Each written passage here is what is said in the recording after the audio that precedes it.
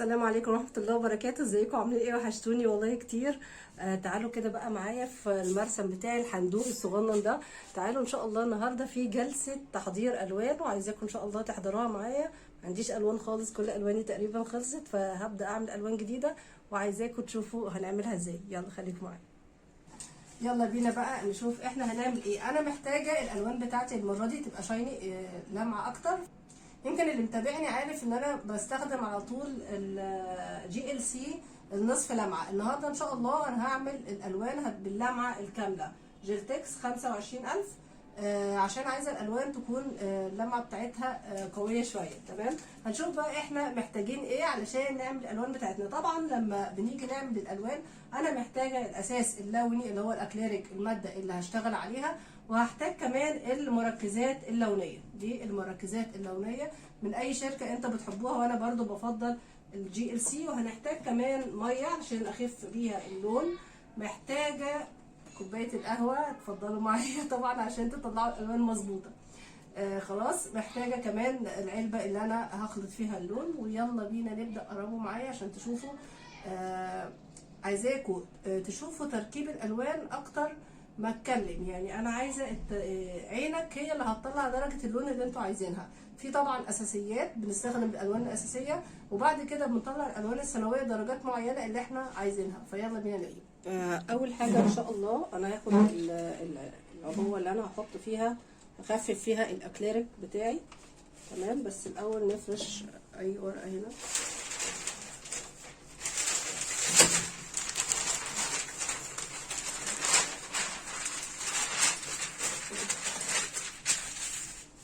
تمام، شايفين كده؟ يا رب يكون واضح. وهجيب، انتوا طبعا لو مش بتستخدموا الوان كتير، مش محتاجينها كتير، هتجيبوا الكيلو. انا عشان بستخدم الوان كتير فانا جايبه العبوه الكبيره دي، ودي سعرها حوالي 300 جنيه. طبعا هيختلف السعر من مكان للتاني، يعني هو ده رينج السعر بتاعها.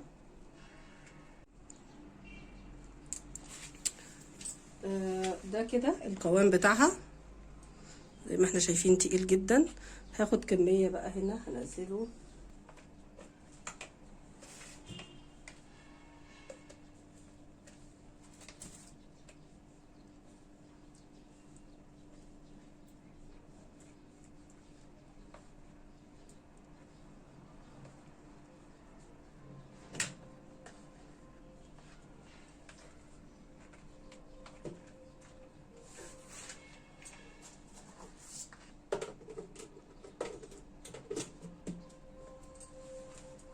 خلاص، بعد ما حطيت الكمية المناسبة اللي هشتغل عليها اخفها بقى بالمية.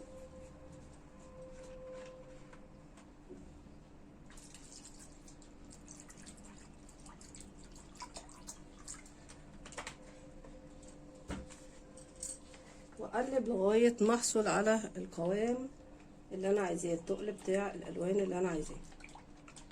طبعا هقلبها شوية وبعدين ارجع لكم تاني. بصوا، انا زودت هنا زودت الاكريليك تاني. تمام، شايفين القوام بتاعه كده بقى تقيل. انا محتاجه بس املى العلبه دي كلها تبقى الاكليريك الاساس ثابت معايا، يعني مليانه، عشان خاطر هبدا اوزع منه على باقي العلب اللي هعمل فيها الالوان بتاعتي. شايفين هو كده القوام بتاعه تقيل اهو خالص، فهزود شويه ميه.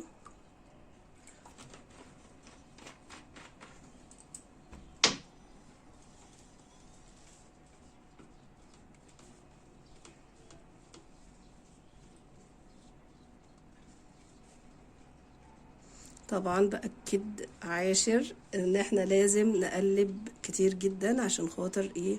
اللون يبقى متجانس معايا. معلش انا عندي برد بس محتاجة الوان، فاضطريت ان انا اصور بالصوت ده. معلش يا جماعة.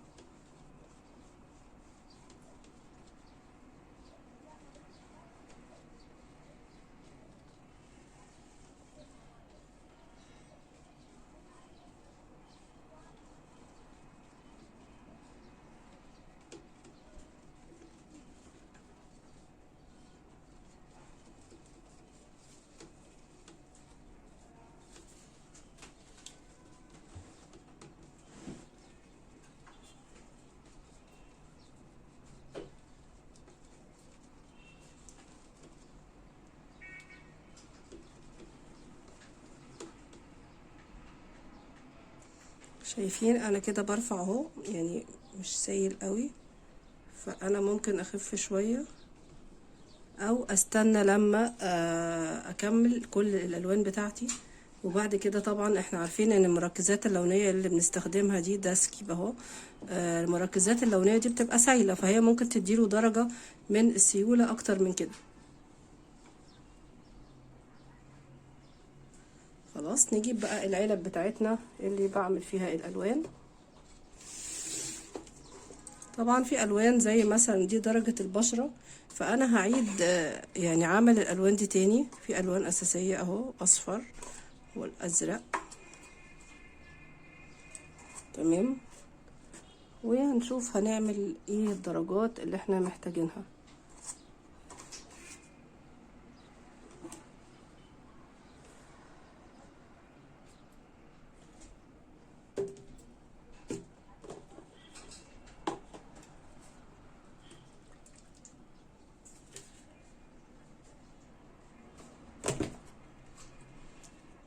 معايا هنا درجتين من الاخضر، شايفين درجة الاخضر الغامق دي والغامق والفاتح، شايفين دي سايبس ودي جي ال سي.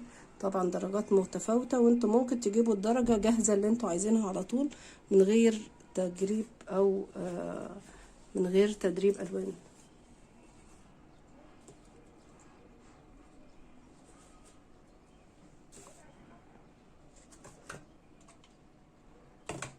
وفي اللون ده اللي هو ده لون فوشيا، بس طبعا ماركة ستار كلر. وفي اللون الاورنج، دي الالوان السنوية موجودة جاهزة هي كمان. بيبقى في كمان معانا اللون البني، معانا بني اهو، ومعايا اللون اللي هو الاكسيد ده، درجة الاكسيد ده، تمام. نبدأ بقى كده ان شاء الله. بسم الله. هبدأ اوزع كمية الالوان اللي معايا دي في العلب معايا.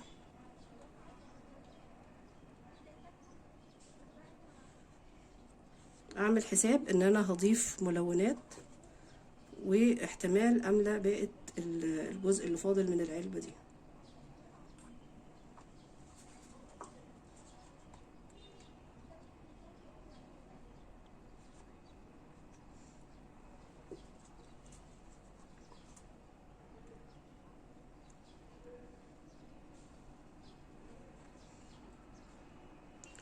من اجمل الالوان اللي ممكن اشتغل بيها بجد هي الوان الاكريليك.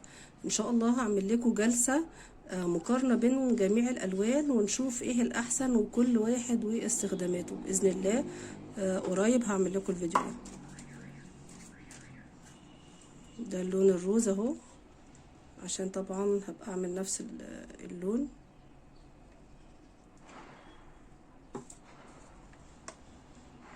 ازرق، هحاول اشيل الجزء ده.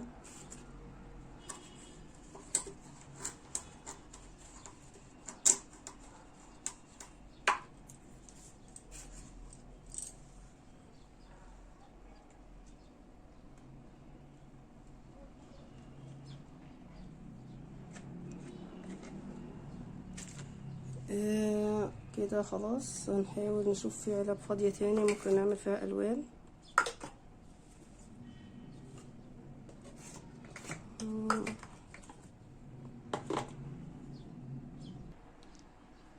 طيب اول حاجة معايا انا هعمل اللون الاصفر، فمش محتاجة غير ان انا احط المركز اللوني على الاساس الاكريليك اللي انا عاملاه، وهحط تقريبا العلبة دي كده، شايفين.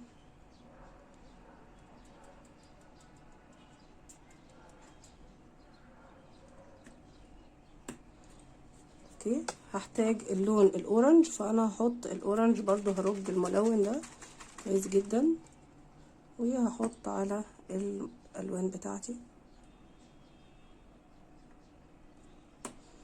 الازرق، وادي علبة كانت ازرق،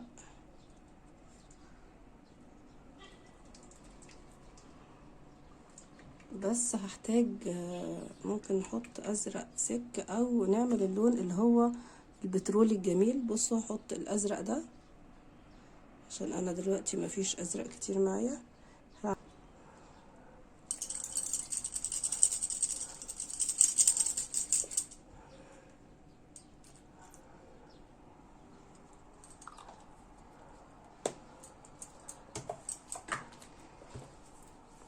طبعا عندنا اللون الاحمر، لو عايزين نعمل احمر تمام هنحط احمر على طول اهو، بس انا عندي لون احمر من قبل كده مش هنعمله سوا برضو.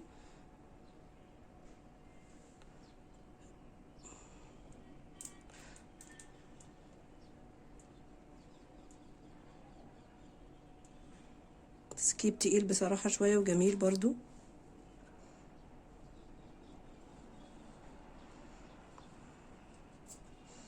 وهنبدأ بقى نلون ونقلب الألوان بتاعتنا ونشوف الدرجات اللي احنا عايزينها. طبعا لو عايزة أغمق ده كده هيطلع بينك، لو عايزة أغمق بزود درجة الملون اللي عندي، عايزة أفتح بزود الأكريليك الأبيض.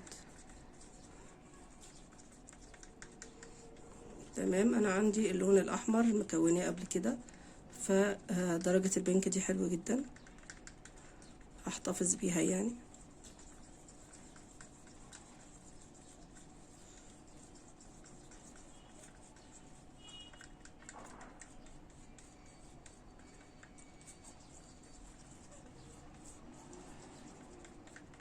شايفين كل ما بقلب بيطلع تشريعات بيضة كده، بيبقى لون لسه ما اتجنس، فاحنا عشان كده بنأكد ان احنا نقلبه كويس قوي عشان وانا برسم ما يطلعش معايا ايه خطوط بيضة في قلب الرسمة او في الجزء المتلون باللون ده.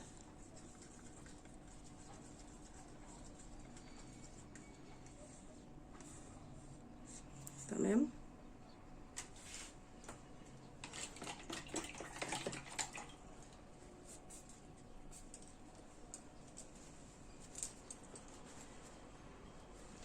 الاصفر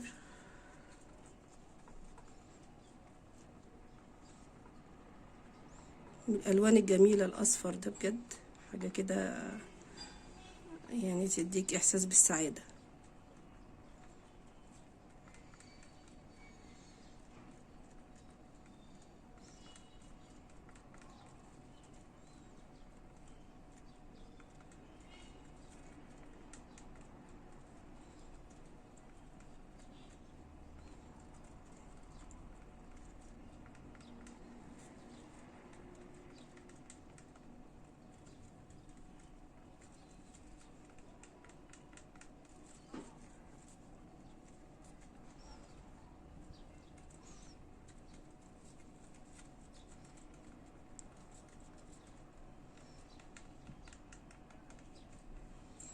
ثواني هزود الإضاءة كده نشوف عشان تشوفوا معايا كويس.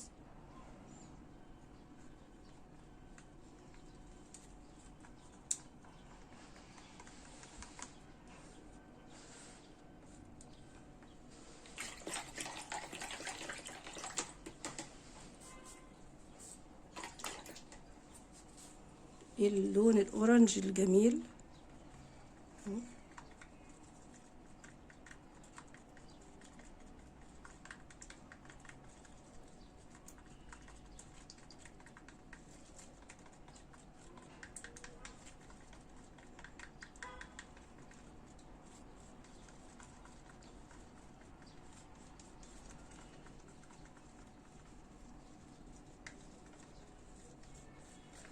عايزاه شوية أغمق من كده أو أوضح من كده، فأنا هضيف أورنج تاني.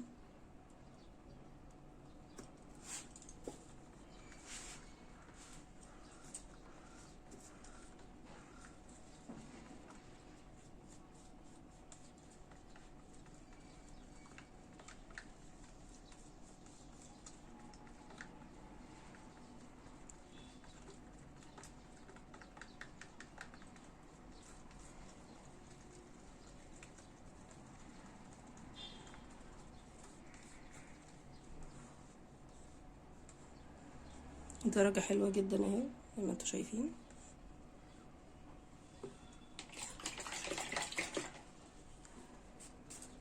ونشوف بقى درجة اللون الفوشيا ده، شوفوا حلو ولا ايه. ما جربتش بصراحة النوع ده قبل كده.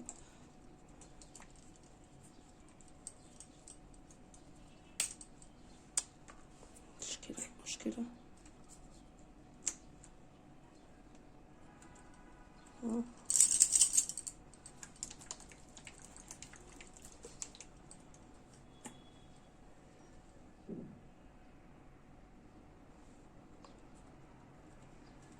دي على نبيتي يعني. شوف هيدي ايه معايا. اوه ده مدي اللون، بصوا مدي اللون دلوقتي النبيتي. هنشوف ايوه بيفوشي اهو، شايفين؟ الالوان وجمالها منتهى السعاده، والله منتهى السعاده ان انتوا كده تقعدوا تلونوا. يعني حتى الناس اللي ما بتعرفش تلون بجد لو قعدت بس كده تخلط الوان وتجرب مع نفسها، نفسيتها هتبقى في حتة تانية خالص.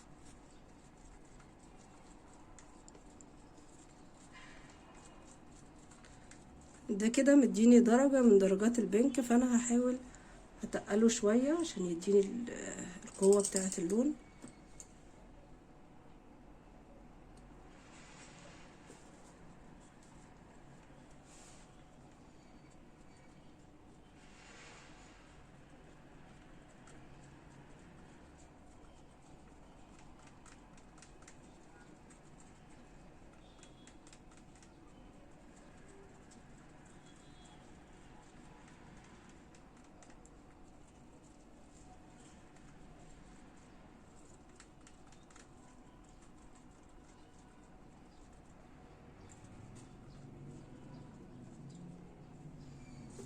برضو عايزاه اغمق شوية. طبعا لو عايزين نغمق نقفل هندي اسود، بس انا مش عايزة اقفل، خلينا فاتحين احسن.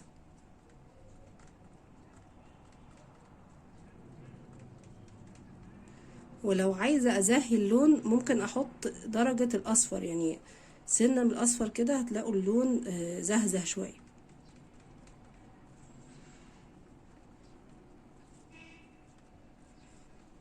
درجة حلوة قوي. عشان كده بقول لكم عينيكم هي اللي هتطلع درجة اللون اللي انتوا محتاجينها، بس نعرف الاساس ايه بالظبط. الدرجة دي احنا ممكن لو مش عندنا المركز اللوني جاهز كده باللون ده، بنحط الاحمر، بنعمل احمر نحط عليه درجة او بنشعره باللون الازرق فهيدينا الدرجة دي.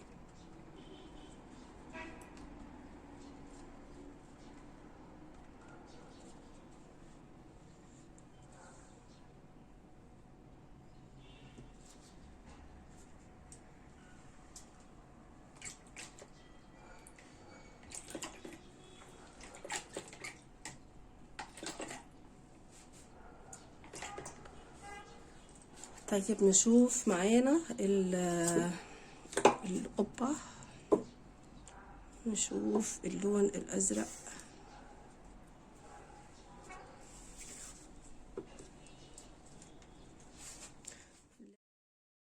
حطينا ازرق وحطينا اخضر،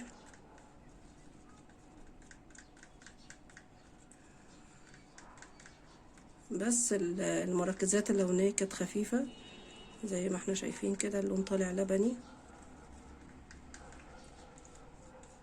لبني لبني يعني.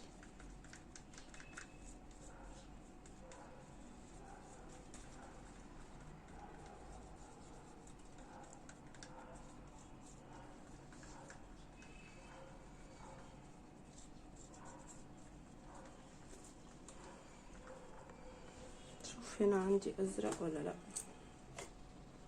ازرق خلصان، فانا هدي برضو ممكن نسيب اللبني ده كده، وان شاء الله في وقت تاني اجيب بس اكمل المركزات اللونية اللي عندي، اتقل او اعمل اللون الازرق تمام، او اللون البترولي. ممكن احط اخضر اهو.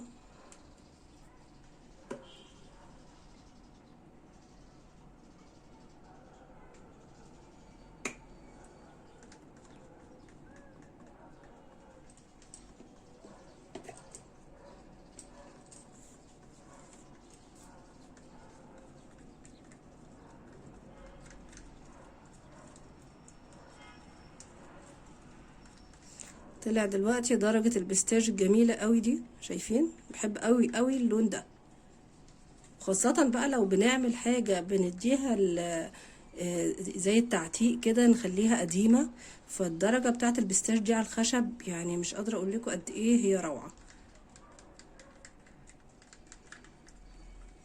لسلام بقى لو استخدمنا معاها درجة من درجات الكشمير مثلا. هوريكم كده معلش اهو الدرجة دي خلصان برضو اهو.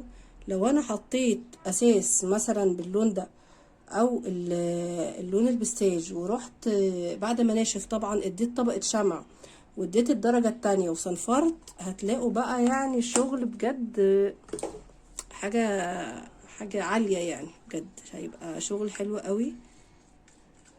لو عايزين نعمل الشغل بتاعنا اللي هو القديم تعتيق بقى وكده. درجة هايلة اهي خلصانة برضو من عندي درجة البستاج دي حلوة قوي. طيب دلوقتي بقى ممكن نعمل ايه؟ اجيب اللون اللي هو الاكسيد ده، طبعا برضو بنرج شوية.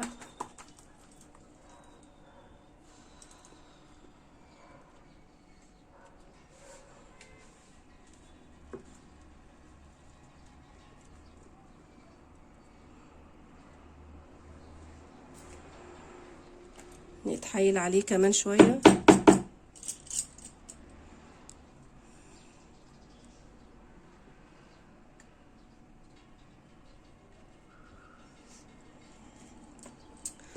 لما احطه هشوف انا محتاجة احط عليه ايه، درجة ايه لون، عشان اطلع ايه يعني، عشان اشوف الدرجة اللي انا محتاجاها وهحط عليه ايه.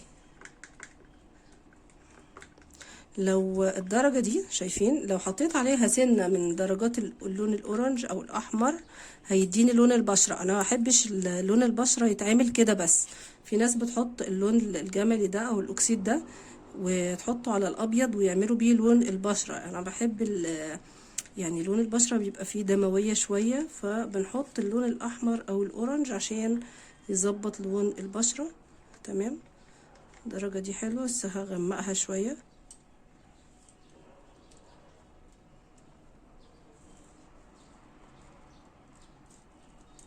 نتحايل عليه كمان مرة.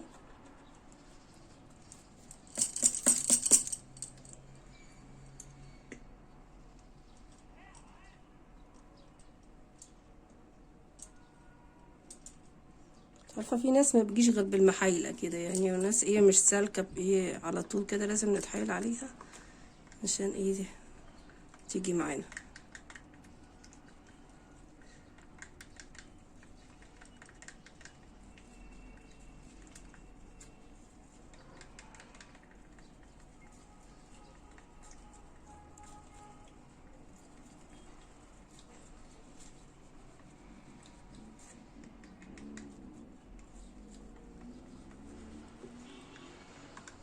بصوا هندي ده كده شوية ايه فوشياك ده احمر، اديله شوية الاحمر. شوف سكيب بيتقل علينا اهو.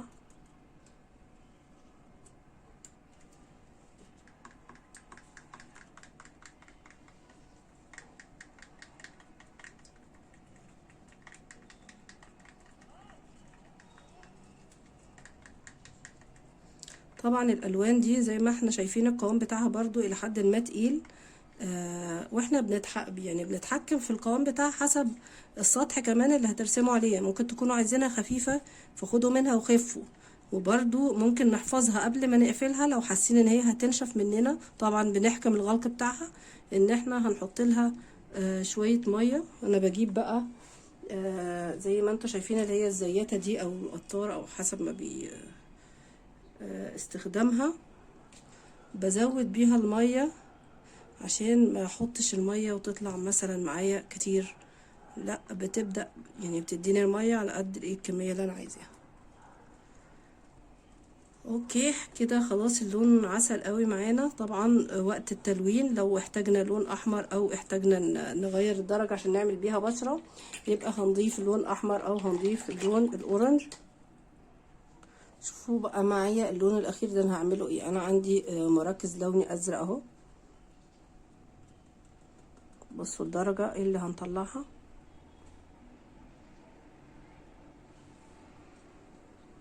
ممكن احط هنا سنة مية كده، نديله في بقه سنة مية واهز العلبة وننزل بقية الالوان اللي موجودة فيها.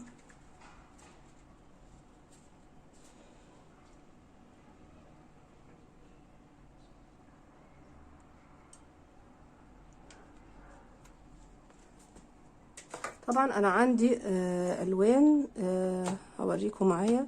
عندي درجة الموف، فانا مش هعمل اللون ده، شايفين. وعندي طبعا درجة الاخضر، ده بيبقى اخضر عادي فاتح اهو. شوف معانا ده عين تاني. عندي زيتوني، درجات كلها جميلة جدا. فانا بس هعمل الالوان اللي انا محتاجاها. تقدروا ان شاء الله تشوفوا على القناة في قائمة الوان، في بعض الالوان التركيبات بتاعتها احنا عاملينها. دي درجة تانية من البنفسجي، هقلبها كده عشان تشوفوا الدرجة ايه بالظبط. يعني درجة موف فاتح خالص.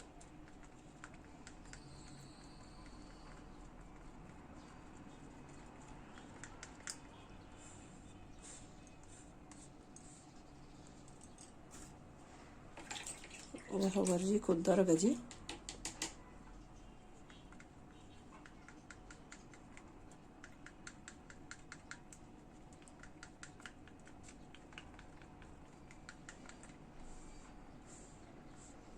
شايفين في فرق طبعا بين دي وبين دي.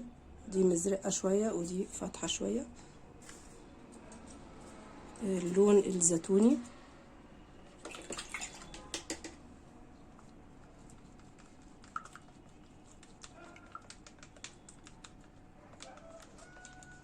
الدرجة بتاعته حلوة قوي ازاي. وده القوام اللي انا بشتغل بيه. طبعا لو عايزين ترسموا على حاجة تطلع شفافة، فاحنا محتاجين نخلي، نحط ده كده، محتاجين نخلي القوام بتاعها خفيف. لو عايزة الالوان يكون فيها درجة شفافية. هنا الازرق اللي احنا حطيناه،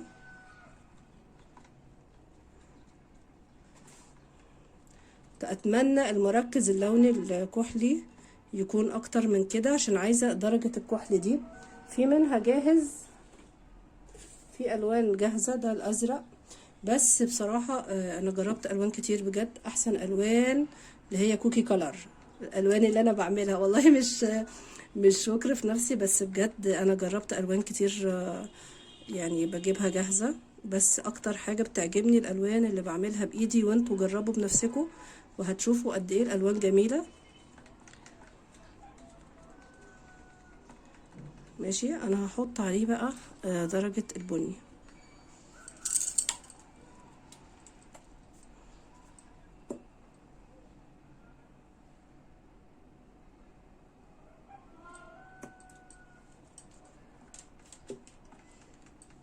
لو عايزين نعمل الكحل كحلي يعني هنحط الابيض، وهنحط الايه المركز اللوني الكحلي، هنحط منه كتير عشان نطلع الدرجة الغامقة. وممكن نديله سيكة اسود، هيبقى تمام معانا.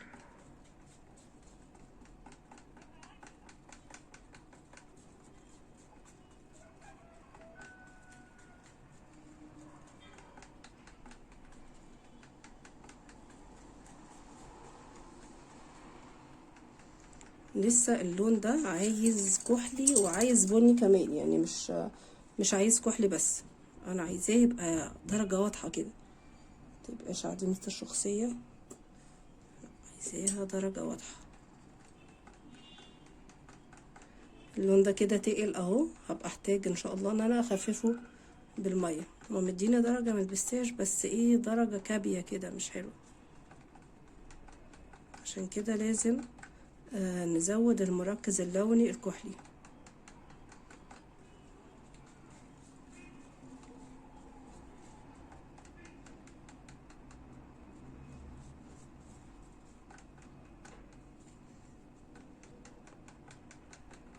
برضو اللون ده حلو قوي لو انا بعمل تعتيق، هيبقى برضو الدرجة دي حلوة قوي. زي ما انتوا شايفين احنا عملناها من اللون البني واللون الكحلي، طبعا على الاساس الاكريليك الابيض.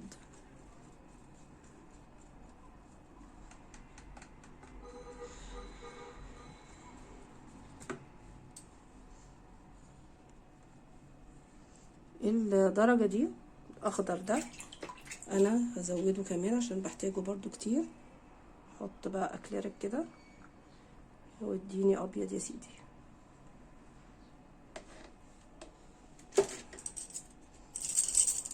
هوبا نسيت الاخضر خلص. لا لقيت علبة كمان اهي، ادي اخضر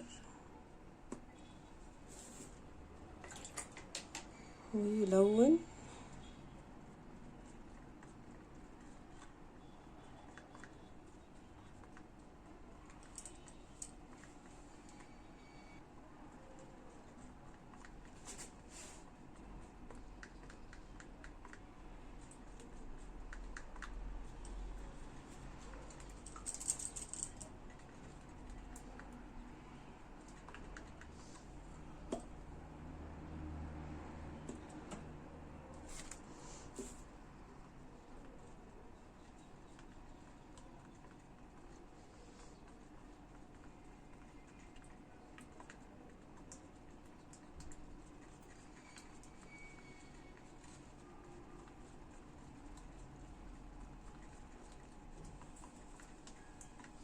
برضو عايزاه تاني اكتر من كده، فانا هحط العلبة كلها وهنزل نقطتين مية كده.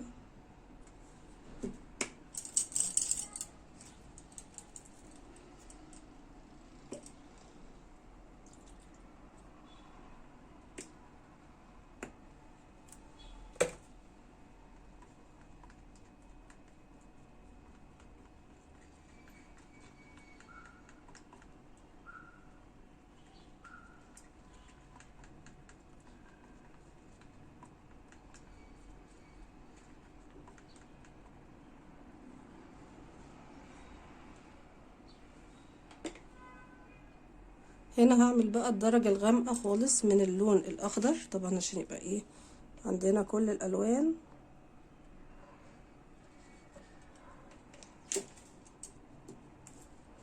نحط اللون الاخضر الغامق ده بس ميه.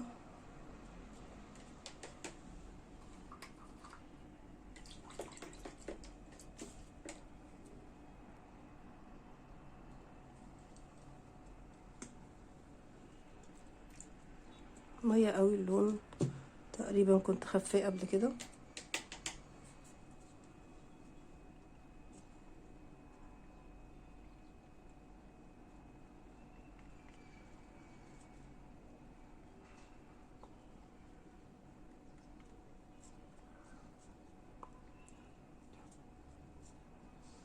برضو عايز مركز لوني تاني، تمام. فانا هجيب بقى علبة تقيلة تاني من اول وجديد واحط عشان خاطر يطلع لي الدرجة غامقة وما تبقاش بالدرجة الفاتحة دي.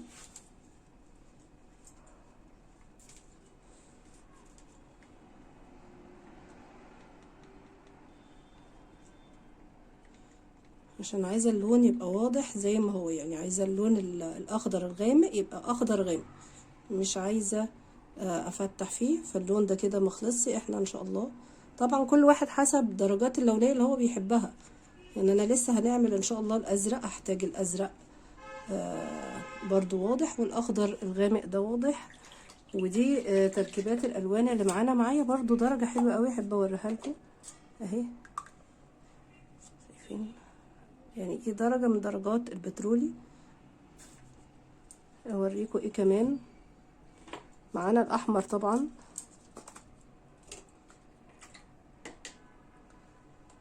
اللون الاحمر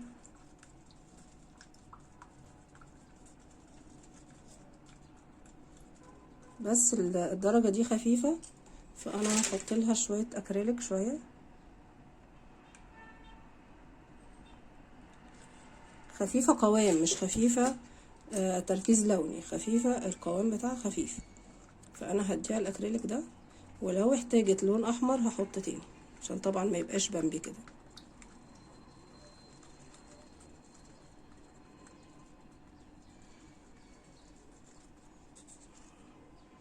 تمام، نحطه فيه عشان تشوفوه معايا. ارجع كده،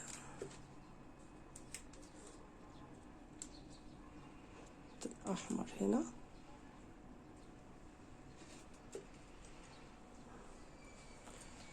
ناخد بقى الاحمر معايا، احمر اهو واحمر شوف الدرجة التقيلة، ده مخفوف، ونشوف ده.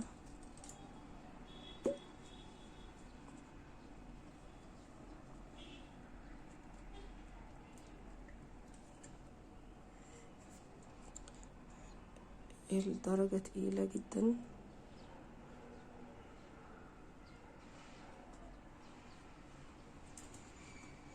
ممكن بقى ارجع شوية هنا، احط، لا اسفة يعني، احط شوية هنا ماشي بعيد عن اللون.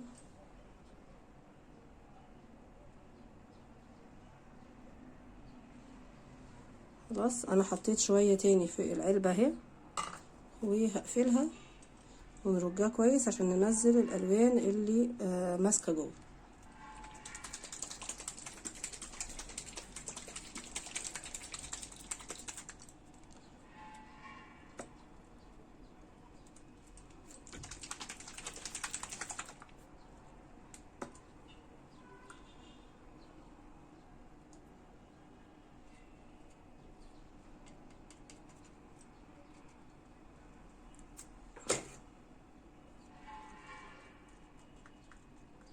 طبعا الالوان دي بتكفي معانا فتره كبيره جدا، لان الالوان الاكليريك دي بتفرد بجد يعني ما شاء الله. حاجه حلوه جدا، وخاصه ان انتوا اللي عاملينها بايدكم. اوريكم كمان درجه حلوه قوي. الدرجه دي درجه من البيج اهي، بس محتاجه شويه ميه معايا عشان بتنشف. زي تقريبا الدرجه دي لما بشتغل بيها خاصه بالسبونج بتدي كده تاثير زي اللمعه، بتدي لون يعني زي الفضي كده او الصدفي اهي. ممكن بما انها قريبه من اللون ده ان انا احطهم على بعض عشان ايه، اعمل لون جديد في العلبه دي تاني. درجه الازرق الكحلي اللي احنا محتاجينها.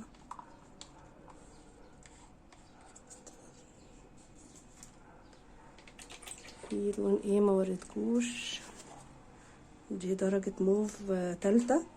ادي درجه وادي درجه ودي درجه اهي،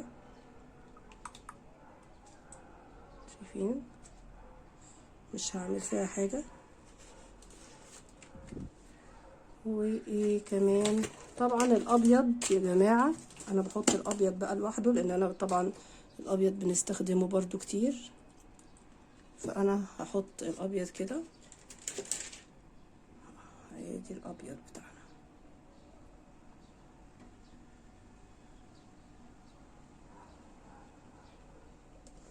ولما بنيجي نعمل الوان بنستخدم طبعا الابيض ده تاني. هنزل الالوان اللي في العلبه هنا، نغسل فراشنا كويس. طبعا الاكليريك الوسيط بتاعها زي ما احنا شايفين مائي، فلما باجي اغسل الفرش بغسلها بالميه، ولازم اغسلها وهي طريه، لان انا لو سبتها الاكليريك هينشف عليها ومش هعرف اتعامل بيها تاني.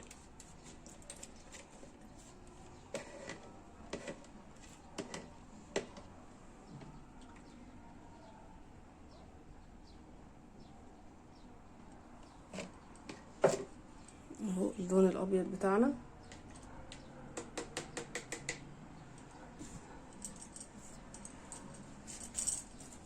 نقلبه بس كده عشان نشوف القوام بتاعه.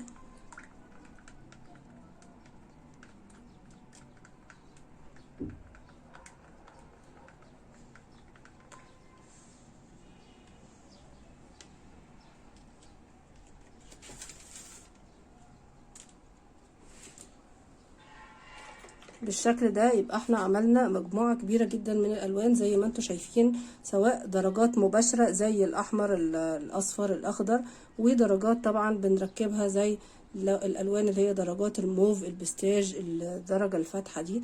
فيعني يا رب يكون الجلسة بتاعت النهاردة مفيدة ليكم، وان شاء الله استنوني في الفيديو اللي جاي باذن الله، او يعني في فيديو قادم باذن الله هعمل لكم فيه مقارنة بين انواع الالوان.